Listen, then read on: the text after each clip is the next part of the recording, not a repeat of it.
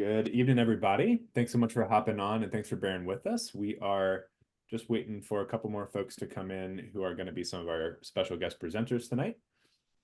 Thanks for taking some of your Thursday evening with us. Good to see some friendly faces. We are going to get started ideally in the order that we've got it on the screen here for you guys, but we may need to switch around based on when folks are able to make it in. As a reminder, this is going to be recorded and will be posted on our YouTube channel by tomorrow. Thank you so much, Sven. And do we have an update for when the Crowd refresh recording will be available for us to share out? That's a great question. I think we can check in with Director Vonk when he's able to hop on that, unless Lady Hunter or Matthew, if you guys happen to know on that one. But I have not seen that recording posted yet. And I think in lieu of our first guest, which is our City Assessor, Richard McKeithen, we are going to go ahead and turn it over to our fantastic guest from GRTC, Mr. Darkwa. Thanks so much for joining us tonight. Yes, thank you. Sure, it's fine. I'm going to go ahead and share my screen, and please let me know when my screen pops up on your end. I'm going to go ahead and unshare my screen so that you can go ahead and do that. Okay.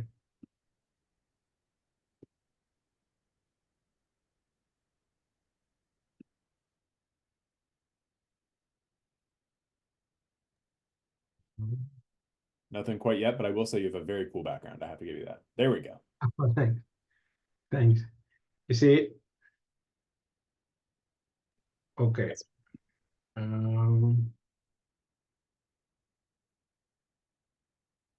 Get into the slides. All right. Okay. Are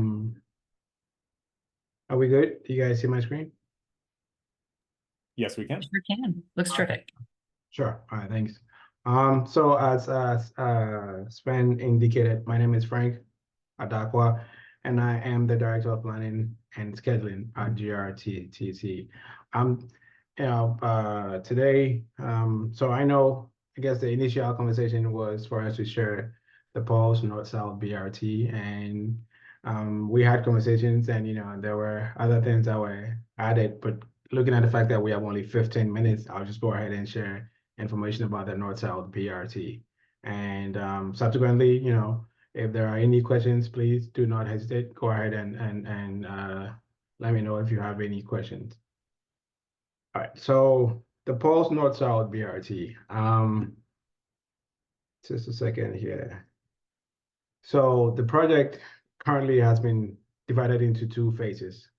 The phase one is the piece that is shown in green right here, from the Brook Hill Azalea Shopping Center all the way down through downtown, all the way to the to Springline at District 60.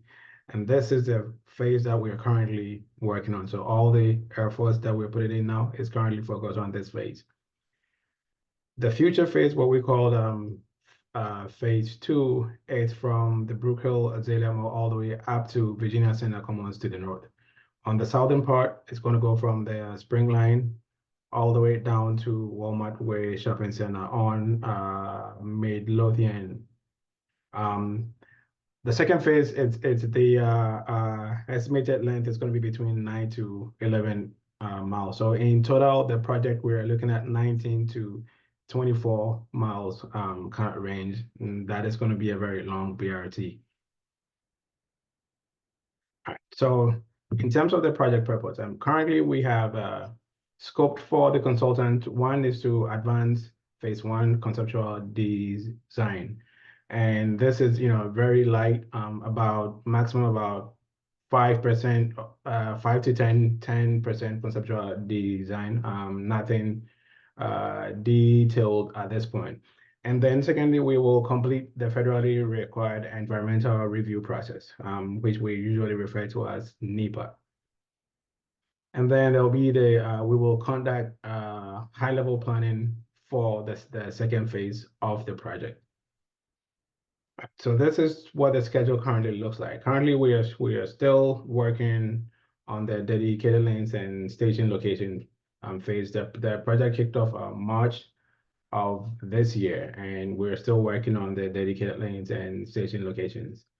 In somewhere around winter of 25, we will be looking at the final preferred concept and also work on completing that NEPA analysis. But while that is going on, we will start looking at the dedicated lanes and station locations for the phase 2. And we're looking at having the detailed design all done between 2025 and 2028. And we want to see construction completed around 28 and 31, where operations will commence.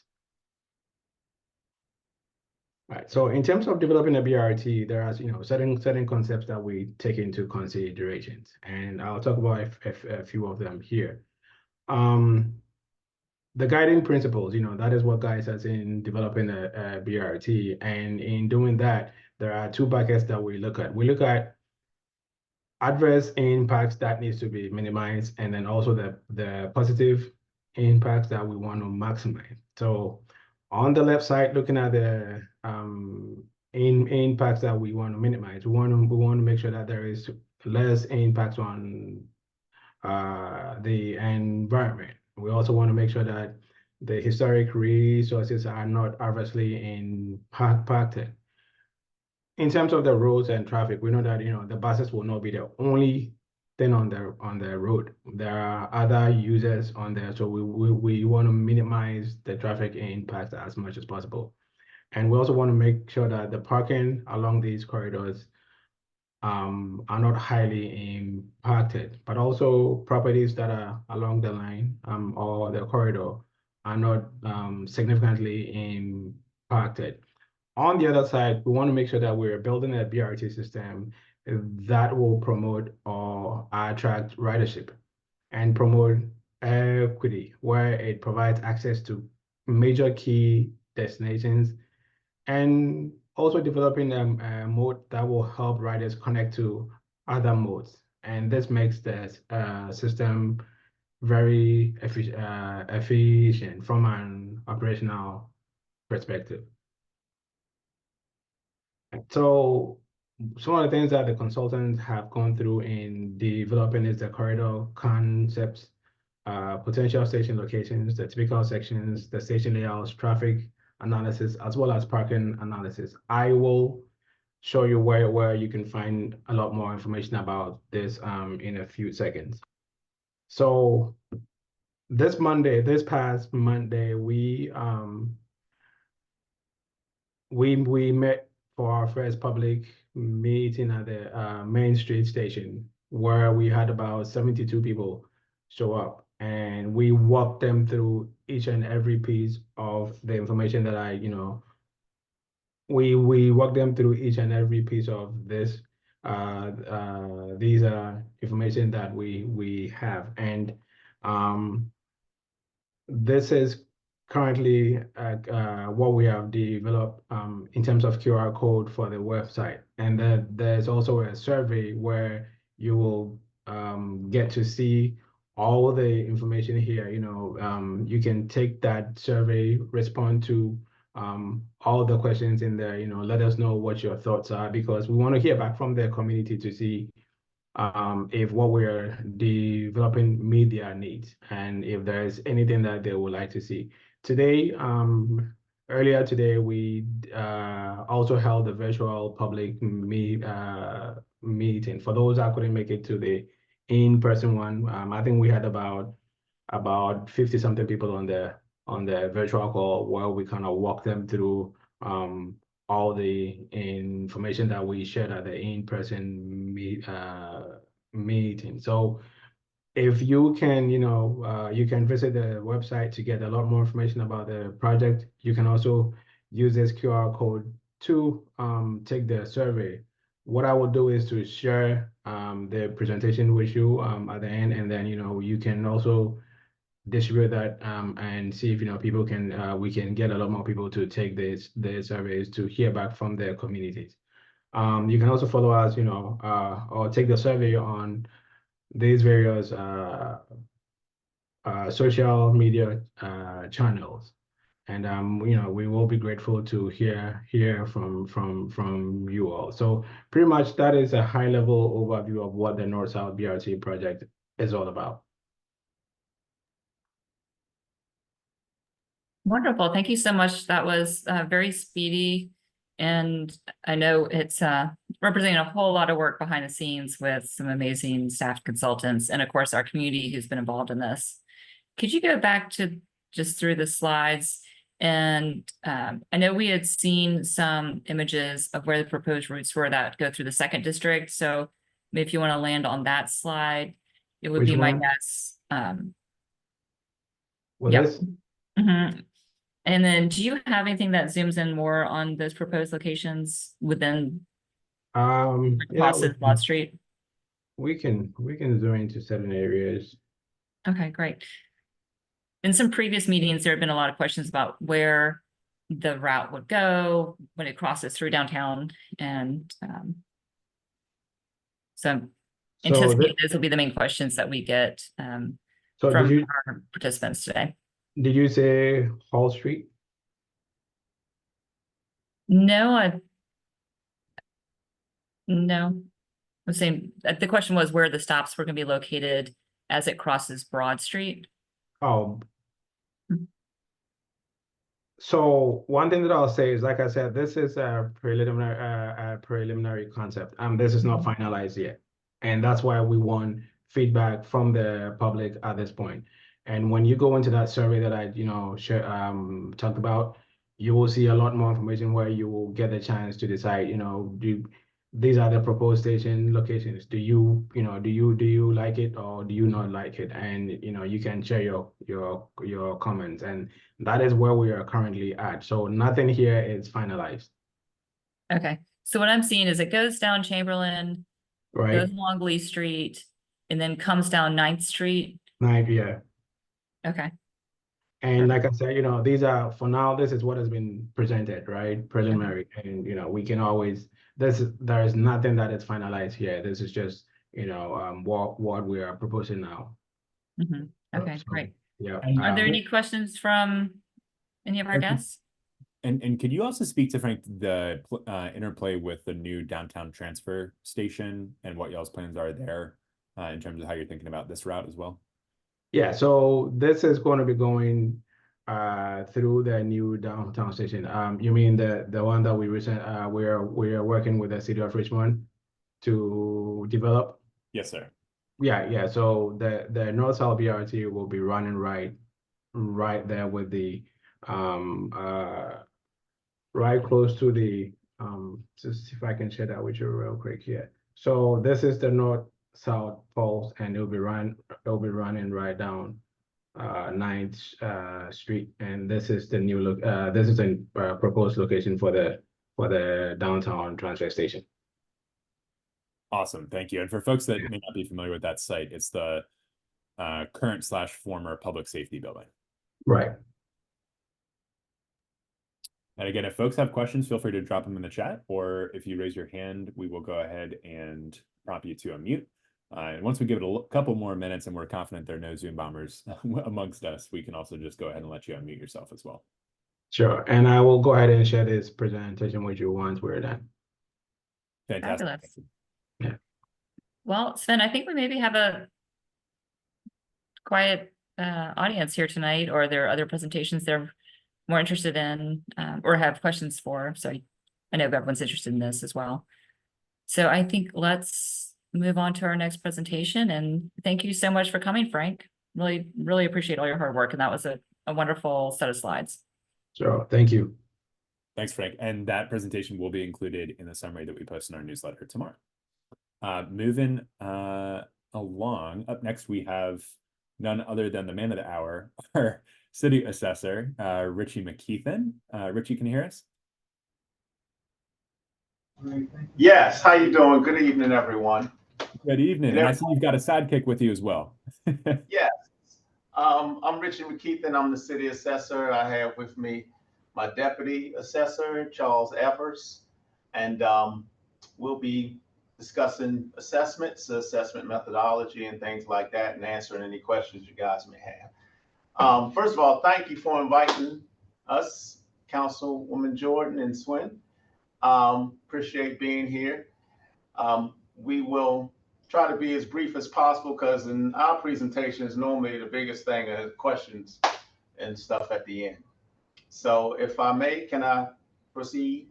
All right, so every year, as you know, we send out assessment notices. Everyone should have received their assessment notice by the first week, end of the first week of September. We do this every year as mandated by state and city code. The assessments have to be at 100% of market value in a fair and equitable manner. Our real estate market here in the city of Richmond is continuing to thrive, but not as much as in past years. Overall, we had a 6.68% increase in taxable property. Last year it was 7.7, so we are seeing some degree of a decline. We don't know exactly how long that may last. We personally think the interest rate hikes may have had something to do with that overall. We have an opportunity for individuals to give us a call. All the information is on the back of your notice, to give us a call and talk specifically with your particular appraiser. As you know, the market, you read the articles in the Dispatch and everywhere else, the market nationwide has been, there's a general lack of housing overall, and that helps to economically drive up prices, which some of inflation's in that and some of it's market. And that has resulted in increases over the last couple of years that once again were a lot heftier than what we've been seeing here lately. But you know, how much of that continues, we'll just have to wait and see. We have an opportunity for individuals to do a first level appeal or review with us till September 30th, and an opportunity to turn one in to the Board of Equalization by November 30th of this year. So with that, I'll take any questions you guys may have and open up the floor. Terrific, thank you. And this has been a hot topic in our email boxes from constituents pretty much every year that I've been on council. And I know my own assessment went up, I think it was 14% this year. And it's tough when you see that bill, there's just no way around it. But I appreciate you giving the context of how you come up with those assessments. And Sven has dropped into the chat where you can get the contact info for the assessor's office, as well as the appeal process. And does anyone have a sort of general question? Because I think what you've heard is they will talk about your specific property one-on-one, but if anyone has a general question about this, I have a couple of questions that I've received, but wanted to open it up to those who are attending first.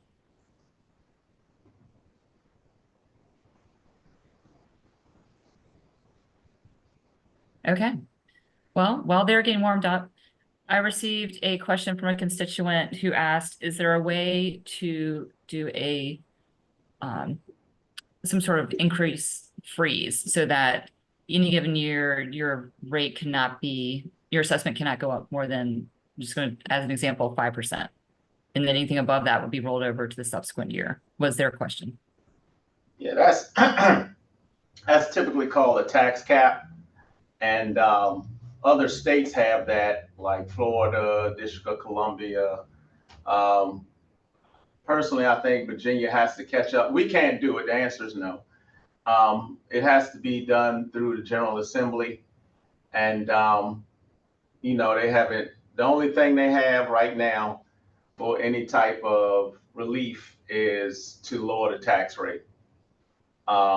The assessor is mandated to do market value in a Class 1 city every year. And the only thing they have to offset that is to reduce the tax rate.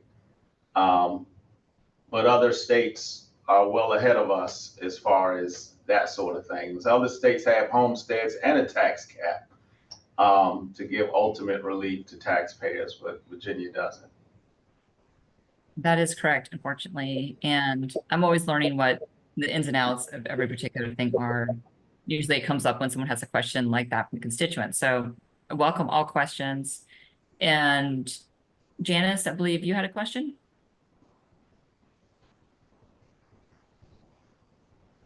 Sven, can you unmute Janice?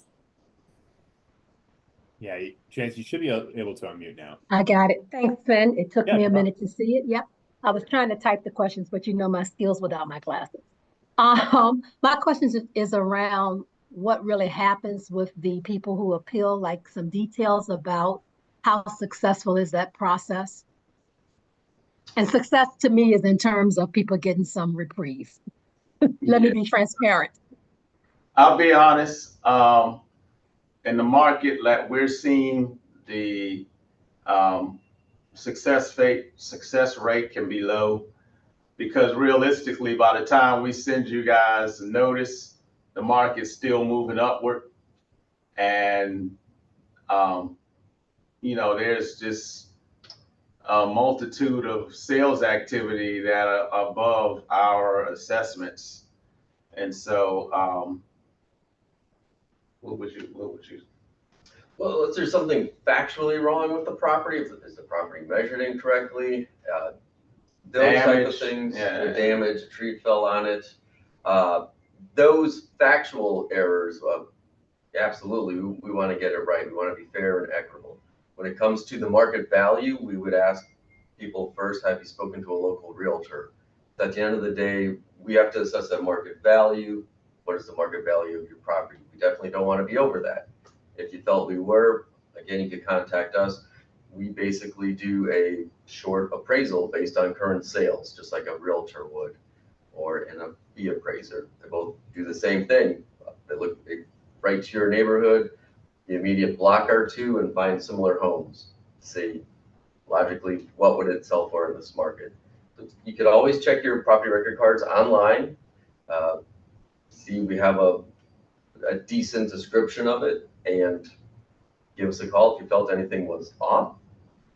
We'll always encourage people to talk to a local realtor or their neighbors. Everyone seems to know somebody that's a realtor, and just get an idea of how much has this market gone up in the last few years, because we're all looking at the same comparable sales. And realistically, an appeal shouldn't be used for benevolence or anything other than, you know, the true market value. Appeals shouldn't be done out of necessity for affordability. They should be done for pure market value. We'll ask to come out to your property and do an interior inspection and walk through it and everything, but by the same token, you know, we have to warn you that if it's stuff done in there that we might not necessarily know about, we have to pick it up. So, you know, it's just talk to, as Charles said, talk to a local realtor first, and then see what they may think, and then, you know, make a decision. Okay, thanks. Thank you, Janice. Yep. Rebecca, you had a question? And I think, Rebecca, let us know if you want us to unmute you, but I think I did see in the chat that Rebecca asked, what choices do people have when the house they bought they can no longer afford? Are they supposed to leave? And want to give you guys an opportunity to take a stab at that, but then also Counselor Jordan and I can address that as well. Yeah, the affordability issue is tied up once again in the tax rate. The code clearly states that as assessments go up, tax rates are to be brought down unless there is a hearing done by council to explain why they're not going to be reduced. But the assessor, unfortunately, doesn't have the ability to deal with affordability. And the mechanism that the state provides is for that tax rate to be reduced. Now, our tax rate hadn't been reduced since 2008. So that's the only thing I can say to that. And Rebecca, I just prompted you to unmute if you'd like to ask a follow-up there. And if not, Councilor Jordan and I are also happy to address that, another element of that question. Thank you. I mean, for folks who bought their homes and have been in them for some amount of time and now find themselves living in a house that is worth far more than when they paid for it, I'm just wondering, so it sounds like they don't necessarily have options based on the tax rate and the current value of their home. So that's just what was prompting my question. Now, if you're 60, we do have here in the city, and the state provides for senior citizens and disabled tax relief program, but that's administered by the finance department. If you're 65 or older and your income is at a certain level, you can possibly qualify for that program. Or if you're disabled, or if you're a disabled vet, you're 100%, you can be totally exempt. But short of that, that's all the state provides. And Richie, before we address the other elements of sort of affordability and mitigating displacement, can you speak to, in your experience, I know you've worked in a multitude of different localities in different states. Is it commonplace to have a state mandated rollback requirement the way that we have in Virginia? I've never really had to deal with that because the localities have provided real tax relief. As the taxpayer asked about the tax cap, I was in charge of Washington, D.C. We had a tax cap and we had a homestead exemption program. I was in charge of Philadelphia.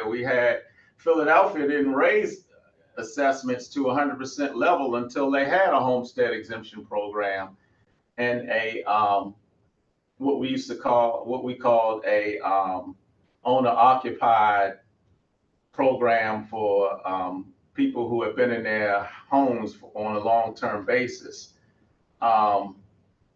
Yeah, it's rough. Virginia's rough. If you're in a jurisdiction that doesn't reduce the tax rate, it's inevitable for things to go up. Since 2008, I mean, look at groceries, gas, you name it. It's not going to be the same value as it was in 2008. And individuals that have been here long term could have some hard times trying to keep up. Agreed. Well, we are going to be having our state delegates at our next meeting. And I would encourage everyone to really request that they give us more tools. We asked for some more tools last General Assembly session. We were hoping to get some code changes. That didn't happen. Sorry, charter changes. But this is something that we continue to push on, and where we are able to make adjustments, we do. Like, we increase the threshold that for the income for seniors, so it could be capture more people and provide more assistance. And then, of course, we did the 5-cent rebate. That's one that I think received mixed reactions because folks pointed out that some of our larger corporate bodies received the lion's share of that rebate, and the folks that were really struggling because it was 5 cents really did not receive as much relief. So anyone who followed Finance Committee today, it was discussed today. We have 2 papers, the 120, and then Councilwoman Reva Trammell has a 116 paper, so that would be a 4-cent cut. The administration has asked for a little more time. They are working on trying to mimic something that Charlottesville has been able to do, where we could have a more targeted income-based relief. So that meeting was rescheduled to October 10th, Finance Committee, noon. Usually it's 1 o'clock, but we moved it forward because we want to give room to the Education and Human Services Committee. It's also a week earlier than usual. So make sure that this will all get communicated out, but just know that that was not the original time. We've adjusted the meeting day and time so that we could take these papers up before our next council meeting, which is October 15th, because the 14th is a holiday. So we will be continuing to talk about this and try and find ways to to provide that relief. It is, you know, something that affects everyone across the city in different ways. But I think we all feel it. Certainly our household does. Sven, is there anything else you wanted to add, or are there further questions before we consider moving on to our next presentation? Yeah, no, I just wanted to highlight that I did drop in the chat the information for folks to access the program that the city does make available for folks that are elderly or have a qualifying disability. And as Councilor Jordan shared, we did increase the thresholds for eligibility there up to $70,000 a year in income and $450,000 in assets. And that does not count your primary home in that $450,000 calculation. Kim, I did see that you had a question as well. I'm going to prompt you to unmute. Thanks, Sven, and thanks to both the city assessor and assistant for joining and answering questions. For those of us who don't necessarily appreciate the ins and outs of how the assessment happens, I guess, you know, I'm thinking about this from the standpoint that while the real estate market in the city has gone up and understand that there's a lack of homes, my home did not necessarily increase in value to the same level that my tax assessment did. And so could you help those of us who don't necessarily appreciate the, at your level, how this stuff is calculated? You know, how could we better understand this process so that we can become more active in speaking to the General Assembly about maybe things like the tax cap and homesteads and all the other words that you all brought up today that are certainly new on my bingo card? Okay, first things first, any type of tax cap or homestead exemption would only apply for residential single family homes. Assessment offices, the way the assessment system works is that things are itemized out based on their property use, residential single family, multifamily, commercial, on down the line. And so the actual process involves comparable sales of properties that are in the same location, that are similar style, and things like square footage and condition and amenities kick in to all of that. And values are basically calculated off of that criteria. Once again, our market has been one of such, and everybody kind of sees the same articles, I would imagine, about individuals that are moving here, and they're moving here from other places with a wealth of resources and sort of resetting our market.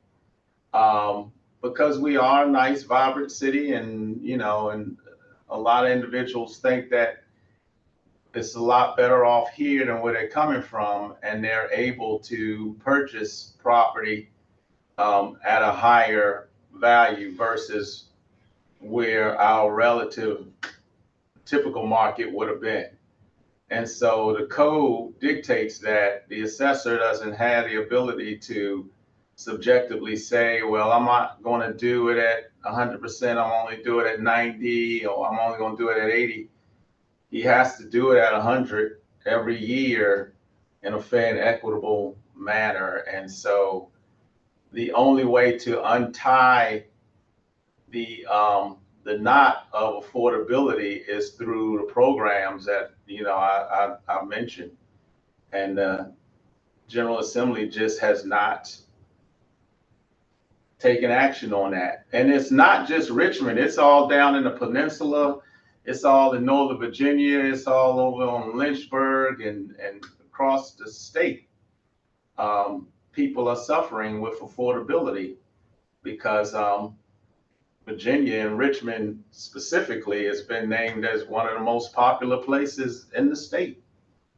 And so, you know, we just need some help from the General Assembly to recognize that, you know. So, and Kim, just to build on Richie's point there, the assessor's office, I think, deserves a lot of credit for, honestly, a lot of the work that they do to be incredibly accurate. And one of the tools that they make available to the public that I found very useful for better understanding sort of the scale that we're talking about is they make a map available where you can actually take a look at all of the home sales in the last 3 years. And it lists out both the sale value for what the home was actually purchased for, as well as the assessment value over that same time period. And so you can kind of compare and contrast what is the market saying when the home gets sold and what is the assessor's office saying in terms of that annual assessment. And I was looking at that for the fan area earlier this week, and on average for sales over the last 3 years, the sales exceeded the assessment value by about 5% for that whole area. So that, I think, demonstrates that they are very close and they work really hard and diligently to be in alignment with the market value. But in fact, the market is even outstripping those assessments by a little bit. And does that answer your question when it comes to like the specifics of coming up with the assessment?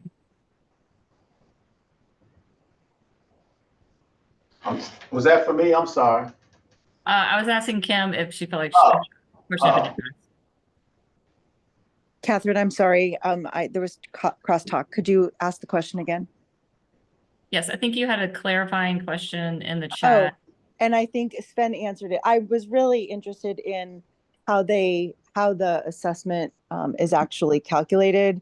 And now I understand, because again, it has nothing to do with my home's value increase. It's my home, mine or yours or Rebecca's or anyone's in relationship to the comparables in the area. So, and so because they're selling above their what their value is, then that's why everybody's is going up even in excess of what their actual home value has increased. And so that's what I was trying to understand. And so you all have done that, and it helps to appreciate kind of just the situation. So thank you all very much. Of course.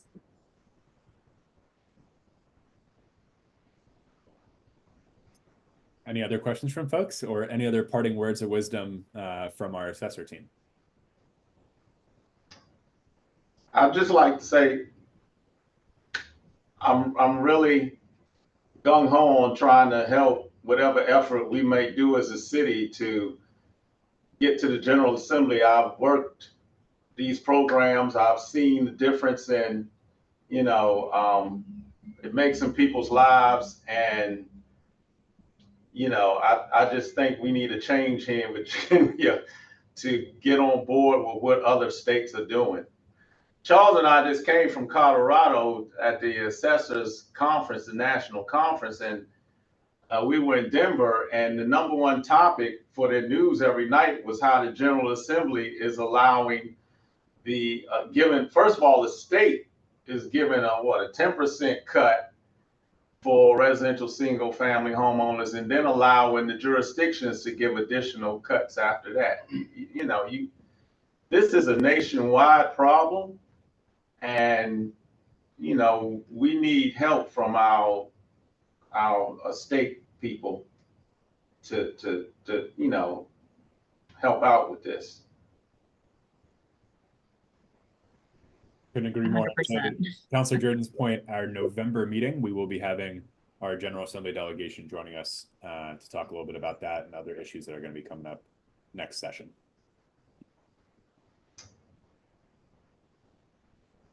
All right, with that, thank you both so much for your time. Really appreciate it. Thank you. Thank you. Have a good evening. You too. And up next, we've got our People's Budget team from council. We're joined both by Dr. Matthew Slatz and Lady Ana Delgado from City Council staff, who've been helping to lead up our participatory budgeting process. Take it away. Thanks, Sven, and thanks, Councilwoman Jordan, for the time tonight. Always excited to be talking to everybody in the 2nd District. I'm just going to share a quick thing. Let's see if I can do this right. Presentation. Can everybody see that? I'll actually switch it into the presentation mode. Everybody see that? Just listen. Yes. A few quick slides. So yeah, so we're Lydiana and I are here again representing the Richmond People's Budget, which is an initiative that council supported and through a resolution in 2019. So it's a little bit, it's been a long time in the works, but it officially kicked off last week in the second district, which we're excited about. And it's an initiative that is giving residents a say over $3 million from the city's budget.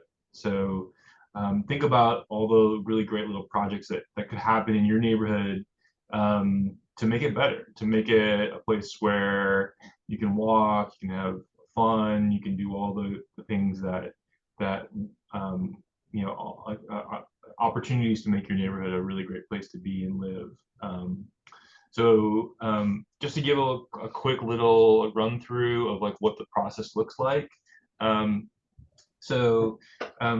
few years we've been designing the process with residents.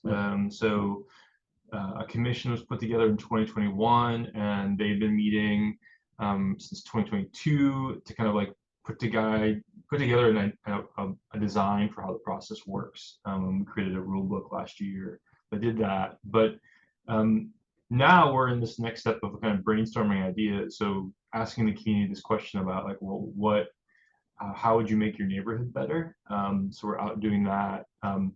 That's happening this fall. And then later in the year, we're going to then switch to this proposal development stage where we take all those great ideas and we create actual proposals. So what does it mean to actually like say, oh, we want to put a bus stop on this corner. So who do we need to talk to? GRTC, obviously. How much does that cost? Like, what is the actual impact? What are the plans for the future of it? All the good stuff that needs to be thought about to kind of turn that idea into like a real tangible thing. And then next spring, we'll do a voting process where each district will have a ballot, and the community will get to decide the projects that they want to see funded in their neighborhoods. And then we'll fund the projects over the next year and implement the projects. And then we'll do this again in a year. And so this is a process that's been going on around the world for about 30 years.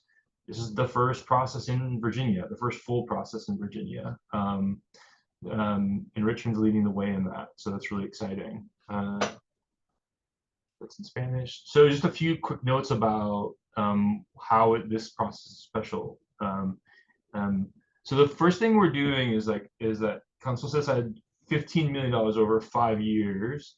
So this first cycle is going to be a $3 million process that residents are going to be deciding on.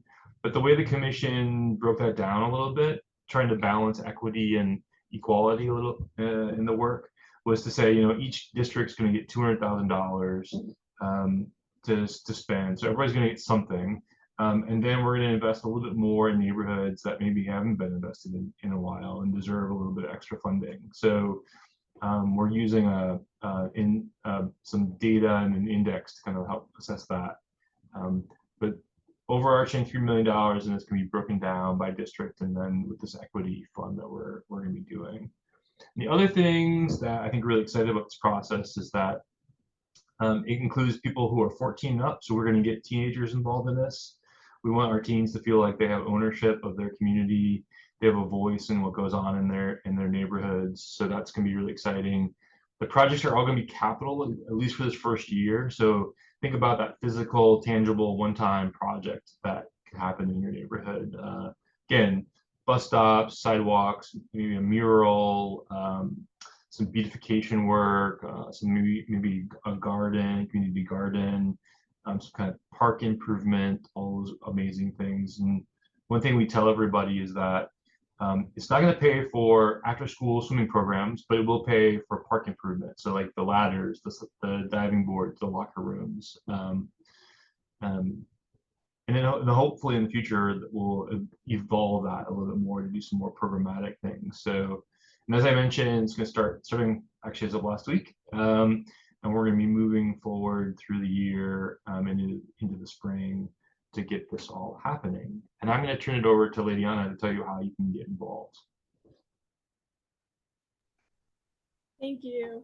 It's so wonderful to be part of this conversation here today, not just as a staff member from the City Council's office, but also as someone who also lives in the second district and proudly sitting here at home. But yeah, there is many ways that you can get engaged and many ways that you can share your idea. We have dropped off in-person idea collections at every single public library in the city of Richmond. So if you're near one, you can always stop by, fill out the card, drop it in the box, and we're going to be periodically collecting those as we go. If you're more of a tech person, you can go to our website at rvapb.org. And on the right-hand side, you can click participate, and it will also send you to the online version for idea collection. Once we start our voting process, it's going to be very similar. We're going to have locations around town where folks are going to be able to cast their ballot, and we're going to have the ballots also available online. Apart from just submitting your ideas, there's other ways that you can get engaged. Following the conclusion of the idea collection stage, we're going to need folks from the community who are going to be going through funneling all these ideas and just picking out the ones that are tangible capital improvement projects, and maybe putting away the water park in downtown Richmond, maybe next year. But so yeah, we need folks that are going to be able to look out and see what the community needs. We have big aspirations and big goals of how many ideas we want to collect, and proud to mention that as I was looking at the numbers pre-launch, we had the 9th district totally smashing all the other ones. In just maybe an hour ago when we checked, the 2nd district, the 5th district, and the 7th district are all tied as our top leaderboards. So congratulations to y'all. We're really spreading. So we're excited about that. We're excited about seeing folks getting engaged and wanting to participate and wanting to have these conversations. We just wanted to put it out there. We're also happy to drop off a box anywhere that you think would be a good idea. I know that the 2nd district may not have a super accessible library or something like that, or if you want to drop your idea in person. So if you have a civic association, or you have a business that has a lot of foot traffic, we would love to just come and drop a box. We working on that all around the city, just dropping boxes where folks are requesting them, where folks think it makes sense. So we're trying to listen to the community and try to follow through. Other opportunities, I know we're covered in the 2nd district for our commission. Just to note that your district commission member is Jerome Regents. He is a absolute linchpin when it comes to promoting this process and having that connection with folks in the community. So if you've heard about this and it wasn't through me or Jerome or Sven or Councilwoman Jordan, it's probably, but yeah, if there's any questions, I'm happy to answer it. Again, we're happy to always put a box anywhere you may suggest around the community. Also happy to share the ideas that we're kind of getting from the 2nd district. A big portion of them have come from Scott's, and we're looking to push out just to make sure that we're covering the entire district. So please, highly encourage you all to get engaged. We're really trying to push this process through all of the city and make sure that it captures the majority of the voices. Awesome. Well, you guys heard it loud and clear. We have no excuse not to be #1 with Ladiana being in the district. Come on, guys. So awesome. Thank you so much for that. Any questions for Ladiana or Dr. Slats? Again, feel free to drop them in the chat or raise your hand and we will unmute you.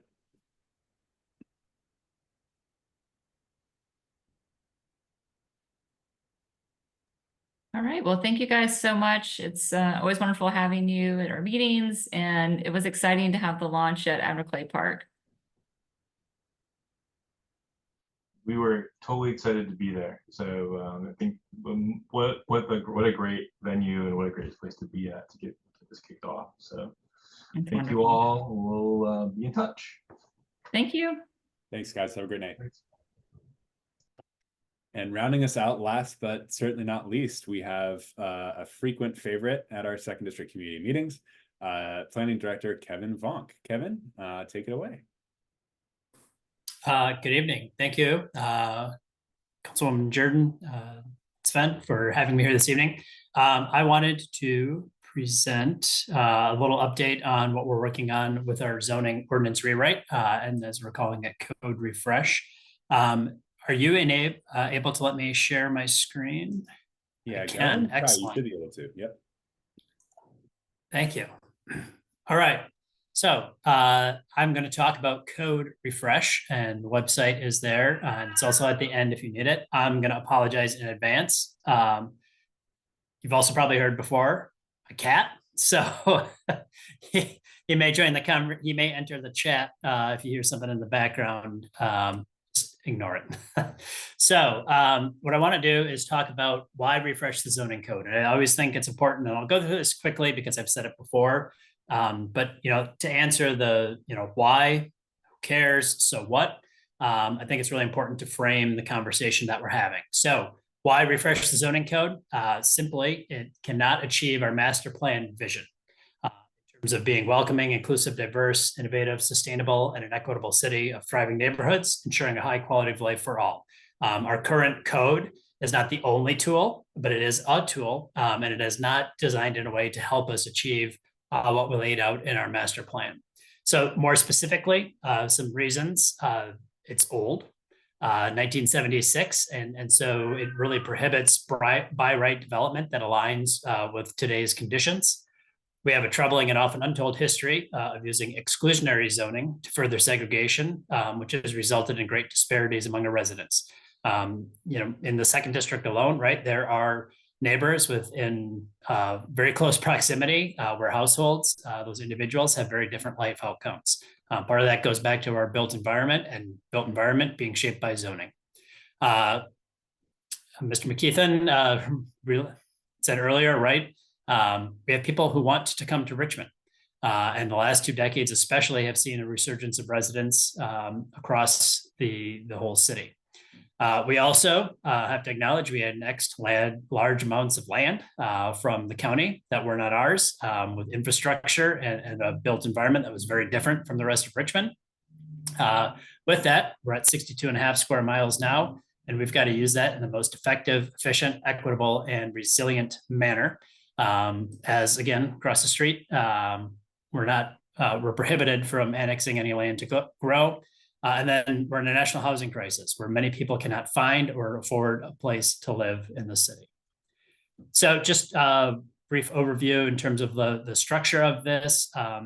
Zoning falls under the purview of the City Planning Commission. So they're the ones leading this project with help from an advisory council and our department, Planning and Development Review. The principal consultant is Code Studio, and they've assembled a team to work on different aspects of this. And they are the ones process. Where are we at right now? We are in this middle section, phase 2, and a little bit of phase 3 and 4, where we're talking about a pattern book, and then also starting to put together a framework for the code in terms of discussing what types of districts we should have in our city. And so what is a pattern book? A pattern book is a way to look at who we are as a city in terms of reflecting that character that often gets talked about, and that it reflects the built environment and really starts to, as I say, translate it into math, into numbers. What do these things mean? And we're looking at it, I'll say, in a variety of ways, from biggest at the city scale to looking at the neighborhood scale, and then within certain neighborhoods, the block, and then particular buildings. And so you have this transect of ways of looking at how is our built environment and how is the private land shaped? What are the outcomes in terms of the buildings that are there? How big they are, how far they're set back from the street, from each other, and in some cases, what's the architecture of those particular structures. So in order to really, start to zone for what we want to see and to enable what's there, we really need to understand who we are through this pattern book. So why a pattern book? It's identifying patterns, again, that give us information about metrics that need to be regulated. So in the zoning code, we talk about things like height, like setbacks, like yards. This is trying to understand, well, what have we built already? It's helping to communicate why zoning changes may be necessary to align some regulations in terms of, hey, this is the pattern of this neighborhood. There's some consensus around, we like the pattern of this neighborhood. So how do we get zoning to reflect this is what we want to see more of in the future? It's identifying areas with nonconformities, which I'll touch on in a moment. Basically, if that structure disappeared today, you could not rebuild it by right within the current zoning regulations. You would need to rezone it or go through a special use permit process. And then also identify areas that have unbuilt zoning capacity. So maybe areas where we do have zoning in place that allows for height, that allows for density, but it hasn't been fulfilled. So trying to understand, well, why has that not happened? Is it the market? Or what are the things that are, is it infrastructure? What other things are, causing that mismatch between the zoning and what's there on the ground? So this is some mapping, and the fan is the winner of lot size nonconformities in the city. So the map on the right shows of all of our parcels in the city, these are lots that are nonconforming, which in essence means either when you talk about like minimum lot width, minimum lot size, minimum, some cases maximum setbacks, and in a few cases height. What is built there today was built before it got zoned out. And that is the zoning that's in place today. If the structure disappeared, you could not rebuild that today by right without getting approval from city council, either to rezone your property or to get a special use permit to do it. So you look at, here's a count of the lots all throughout the city. And you can see in certain neighborhoods, there's a lot of non-conforming structures. And this is only one measure. This is just on lot size alone. So there's a pretty good correlation to where are special use permits happening in the city. Now, in some cases, you're looking at things potentially over and above what is there by right. But in many cases, it enters that special use permit world because of a lot size, a lot width, or setbacks. And so you can see that correlation between where the red dots are and the heat map of where those special use permits are within the city. So I always ask, why are we making it so difficult on ourselves? This is looking, we did 10 neighborhoods in depth. So Jackson Ward in particular, mostly zoned R6 and R63. And I'm sorry, I missed the zoning categories on the right. Those should have been changed. But in essence, you look almost 2/3 of Jackson Ward is non-conforming. And that is, those structures could not be built today by right with zoning. And so they have to go through the special use permit process. And so part of this conversation is identifying who we are, and then how do we zone for what we seek to preserve in those communities. So as we start to talk about what does that new code look like, and we start to talk about what are some potential new zoning districts. So looking at things, again, that we find in the existing context, and especially as we look at parts of the second district and throughout the FAN, these multifamily units that are, I'll say 6 to 12 units, where would it be appropriate to allow those by right within the neighborhoods, along certain streets or certain corridors?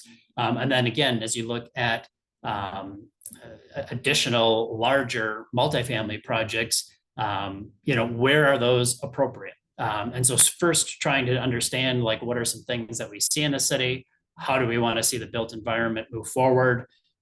Then, which will be later phases, is where should these types of uses be allowed within these neighborhoods and within the cities and within different districts. And so one of the questions, we're spending a decent amount of time talking about residential areas and residential zones. And this question has come up here and it's come up in other communities. Why would you allow for multiple units on a lot? And so I think a few reasons that are being looked at is, to share and reduce the overall costs of both construction, but also home ownership. We have very limited tools in terms of regulating affordability, but when you look at the ability to build smaller units, they're generally more affordable than larger units, again, depending on where they may be built in the city. When we have a variety of units, we provide housing options for a greater range of household incomes. And then when we look at being able to support functions of the city, which relies pretty heavily on property taxes, our ability to generate greater property tax revenue per lot or per acre. But in the same sense, not putting that burden on individual households, because that tax burden is now, instead of falling on one housing unit, it's split between 2, 4, 8, and then so on, depending on, again, what the zoning would allow for. And then one of the other things that will be discussed, and again, there's some parallels to discussing state legislation and what we'd be allowed to do. This is looking at some things that Charlottesville did. Now Charlottesville has a few more tools because of state legislation. And so they use that to look at, we'll allow you to build a certain number of units by right on that parcel. But if you agree to make a number of those units affordable, you'll be able to build more units on that particular parcel. And if you make them all affordable, you'll be able to build even more. So this is another conversation in terms of to what degree do we have the ability to provide incentives like this? And again, in what zones may this be appropriate to provide other opportunities for housing? So just becoming more involved. We keep track of everything, rva.gov/code refresh, things that are happening in terms of future community engagement sessions. We don't have any currently scheduled right now. Most likely they will be later in October and into November. We just finished up one. We had one last week, a panel discussion, talking about kind of the history and context of zoning. Zoning Advisory Council meetings, they meet every second Wednesday at Plan RVA. They're open to the public. Later on, we'll be starting working groups like we did with Richmond 300, where we can focus on different parts of the code and looking at it from different angles. And then through the course of the process, we'll have the traditional public hearings. But really, there's a lot more opportunities before that to be able to get involved. So that is what I have to share this evening, and happy to take any questions that you may have. Awesome. Thanks so much, Director Baum. Let's start with a clarifying question first. Can you give a little more info on conformity? I think that part, Yeah. What that means. Restate. So when I say, when I looked at Jackson Ward and it said, right, 62% do not conform. So the term we generally use is legal non-conforming. And so if you built your structure, 70, 80, or 100 years ago, and at the time it was built, it conformed with zoning because the regs were different, or in many cases, we didn't have regulations at all. So long as that building roughly stayed the same in terms of both structure and use, it can continue to exist. And so we have buildings. And then in 1976, when we started to do widespread city rezoning, and I'll say R6 and R5 covers a lot of District 2. What it did is it put rules on top of it that said basically the building and as it was constructed no longer conforms to zoning. So illegally, it can continue to exist, but now you are limited in terms of your ability to improve or add on to that structure. And then B, the use. Use really can't also change at all. So you can continue to enjoy and operate your property in conformity. Well, I say legally non-conforming, But if you want to do something different with it, or something happens where the structure disappears, you now need to go get special approval from council through a special use permit to rebuild what was there existing. You can also lose your conforming status, and this more often happens in the commercial world, but also in the residential world, right? If you have had a, let's say, a duplex or a triplex or a quad in one of these areas, and it becomes vacant and not used for more than a year, you cannot now go back to using that as a triplex or quad. It can only go to what now the zoning would allow for. And so these are situations where we say, look, we like this urban fabric, we like this urban neighborhood, but the rules don't say the same thing. They say, no, we actually want something different here than what actually exists. So that's why I think this pattern book is so important in terms of, even if we don't do any other changes, is just trying to adjust, the zoning to, instead of having 60% non-conforming, it's going to be very tough to get everything 100% conforming. But I think a better average would be like, look, maybe only 20%, 10% don't conform. And so that, I think, is one of the goals of this refresh. Thanks, Kevin. So James, I'm just going to prompt you to unmute if you have a follow-up question on that.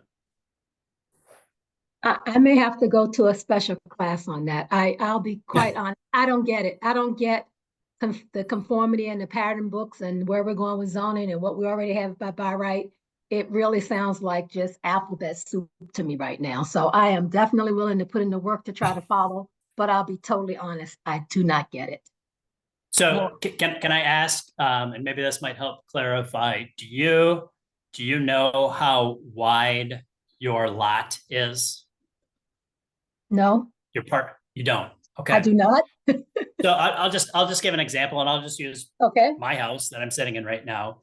And generally R6, which a lot of Jackson Ward is, and parts of the Fan, your lot has to be a certain width. And the zoning code right now, and again, it's a little tricky depending on if it's a 2-unit or 1-unit, but in short, lots for a 2-family have to be 60 feet wide. And so if you look around, you can just kind of tell like how many homes or how many lots are 60 feet wide in the Fan. Not many. My lot is 25 feet wide. So if something happened to this property, it could not be rebuilt. And it's allowed to continue to exist while it's here. But if something happened, you could not rebuild what is here. And so and I can send on the code refresh page, there's 2 things. There's one that talks about 101 in terms of the zoning, but then also some information, and I got a cat coming in now. We're working on some things to kind of like help explain what these mean as we talk about the pattern book, and just try and help kind of like illustrate what nonconformity means and give some good examples on it.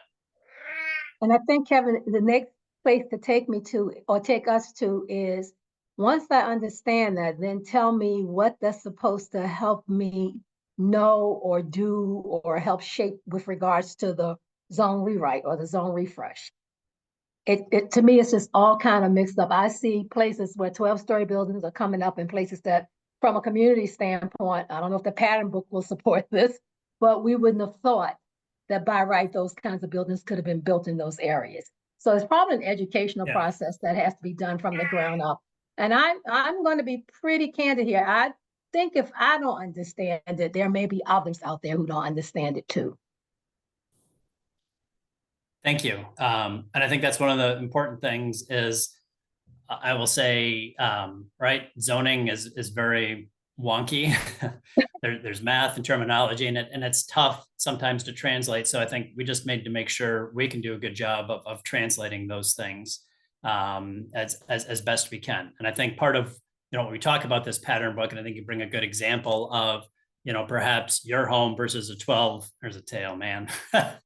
12-story building, is that right? If you look at the whole pattern of the neighborhood, most of it is, buildings that are generally 2 to 3 stories high, 20 to 30 feet wide, closer to the street. Those are things that, we're looking at to say, look, from a zoning code perspective, are we good with that pattern of development? And should we make it easier to do that type of development in the city? The 12-story building, right? Like that's not, I'll call it naturally occurring in the neighborhood. So that would still potentially require a special use permit, or the appropriate zone for that is somewhere else. And so it's just trying to better understand, what the majority of the neighborhood is. Let's make that easier to build. Thank you, Kevin. One way when I hear, the best parts of the city that we all love are non-conforming, I think oftentimes that sentiment is conveyed to try and reassure people that let's not be scared about changing the zoning, because in fact, the zoning we have would not allow the Fayette or Jackson Ward to exist. So that's just another way to think about it that I find comfort in. And just to pick up on the last thing you said, and then I'm so sorry, we will go to, I think it was Kim or Rebecca had a question. The forum was terrific, and I do hope we can get that shared out as soon as possible. It really gives an overarching it gives you an idea of why we're doing this and what other cities and localities have benefited from by going through a zoning rewrite. And one of the things that I thought was a powerful statement by a presenter was, let's make it easy to do the construction and development that we like and hard to do the things that we don't want. And I think often it ends up being the other way around. And this is an opportunity to try and match our vision for the city with our zoning. And we will, oh, great. Okay, Sven has just put the recording for that panel down there. Yay. And let's move on to our next question. And absolutely, I do think we need to make sure people understand just the basic terminologies and themes before we get folks really engaging with this. Yeah, because Janice, to your point, if you don't know it, then 99% of people don't know it. Yeah. One more thing there. I also think somewhere in there, the things that we have done to try to protect the communities that we're in, particularly the historical communities. So things like the national, on the registers, on the national landmark registers, or community overlays, or being an old and historic neighborhood.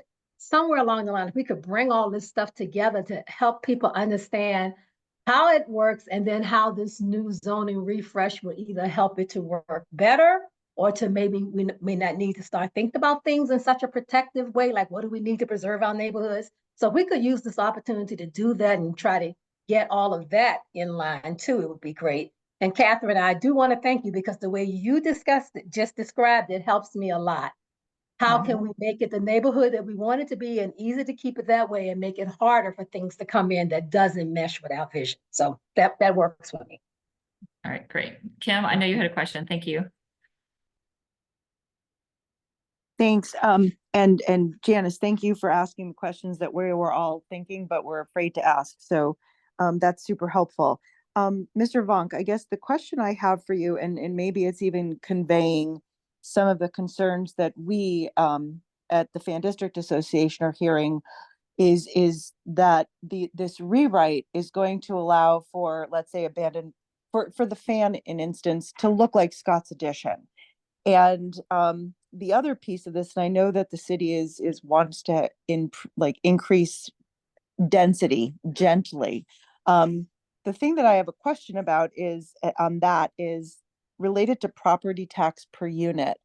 I struggle when I hear that the city's going to make more tax revenue because a multifamily unit property is built, and if it's affordable, that's a rental property, and so the renters are not necessarily paying property taxes. It's the owner of the building that's paying the property taxes. So that to me is a disconnect in this argument about multiple units being built on certain lots. And so if you can answer that, that's great. But I think the bigger question is, and maybe Catherine has started to touch on it, is how do we help people understand how this rewrite is going to keep the neighborhoods that we love, the Fan, Jackson Ward, to not look like Scott's Addition does right now. And I think Scott's Addition is fabulous, but it's so much different in the character of some other old and historic neighborhoods.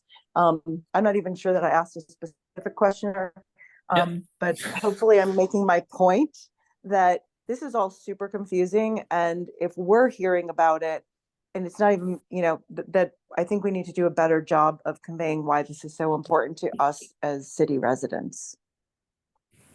Sure, thank you.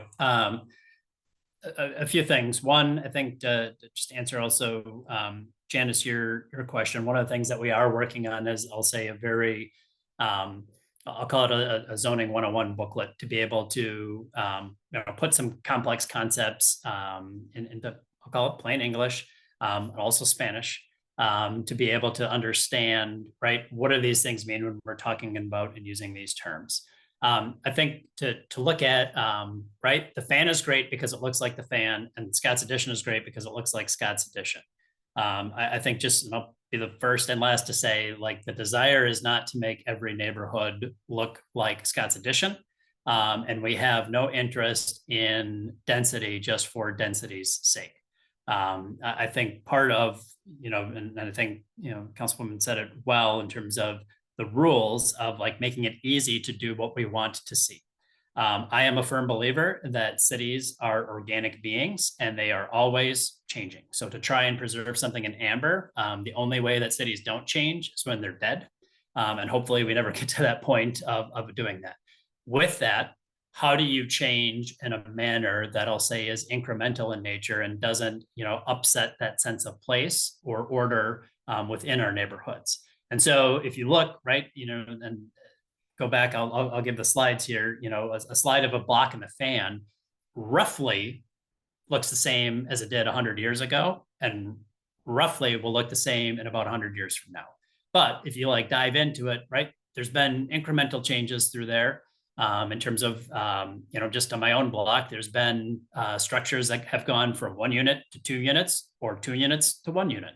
Or maybe they add an AD, or there's small incremental change. So I think to look at understanding what is the acceptable, well, one, you know, trying to legalize what we have, and then two, to get the best consensus we have, and like what's an acceptable amount of change that we're be okay with in our neighborhood, in our districts.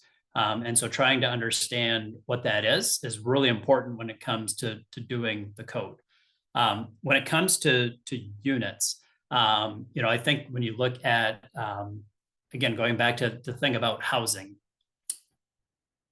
individuals, households, right, are moving to Richmond. And so while you know, Mr. McKeithen is talking about things in terms of the policy tools that may or may not be available to, you know, help with housing and help with the costs. One of the things that I look at in terms of what planning and development review plays a role in is how do we facilitate the supply side? And you know, in terms of a supply side argument between supply and demand, we have individuals, and he talked about, right, who are coming here from higher value home markets and bringing with them that equity here. And so when they come, you know, they are competing for a limited set of housing units. And so if we can increase the amount of units that are available, I'm not going to say that we're going to totally, right, discount the cost, but it will have an impact of, right, when you have, you know, high value shoppers, you know, looking for, right, and their inventory, are they looking at, they want to be in this neighborhood.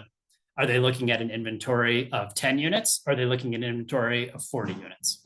And so when we look at having that density and in the right places, I think that's what it comes down to, is in what neighborhoods and or along what corridors, but also, you know, how do they balance out things with our transit system? And I really like, I don't know if this is intentional, but it was great, the overlap also with, right, GRTC. So we are putting a north-south BRT line through. And so it makes sense to concentrate density along that line so you can rely less on a personal automobile, that you have transit options.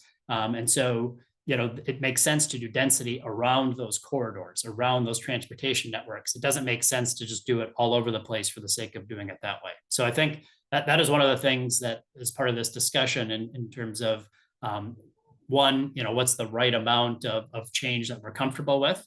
And then two, where does that density fall best as you look throughout the city? Thank you. That was super helpful. And Okay. I think that the plain language that this conversation has elicited would be super helpful to so many people. I don't know exactly, and I've already copied the link that Sven shared for the panel recording. But I think that this type of conversation would be, again, truly helpful for so many people who are afraid that, and again, this is specific to the fan, that it's going to be torn down and we're going to have what's sitting in the middle of the Lowe's parking lot sitting in the middle of, our next door to us. And so it's nice to hear that your goal is not to get rid of, but to preserve and still achieve the Richmond growth plans. So thank you. Sure, you're welcome. Awesome. Great questions. Good conversation. Any other questions for Director Vonk? You guys have probably gotten the pattern at this point. He's going to be coming back. So you'll have more opportunity, but raise your hand if you would like us to unmute you, or feel free to drop a question in the chat. And then I'm just going to offer that, Sven, let's maybe do a joint meeting with another district on just planning 101. And maybe we pick, let's work with the neighborhood associations to think about what the best time is to get people out. We have, donuts and coffee, make it a little bit more casual. I think that would benefit a lot of folks. Still, one of the best meetings we ever had in terms of attendance was our joint 2nd and 5th district zoning changes meeting at Dogwood Middle. So yeah, there's some folks people showed up who were there. So yes, thank you, Kevin. Yeah, really appreciate your time. Yes, thank you guys so much. I think we can maybe end a little bit early. It's 7:22. It's a beautiful sunset. And we will circulate all of these links in our Friday newsletter. So if you're, rapidly trying to copy them or jot them down, we will send them out along with the recording tomorrow. Yep. And thanks everyone for participating. It's great seeing you all. And Kevin, Matthew, thanks for being here. Thanks all. And thanks for having us. Yeah, thank you. October 16th, 6 o'clock is going to be our next meeting. We look forward to seeing you guys there. Great. Thanks all. Have a good night.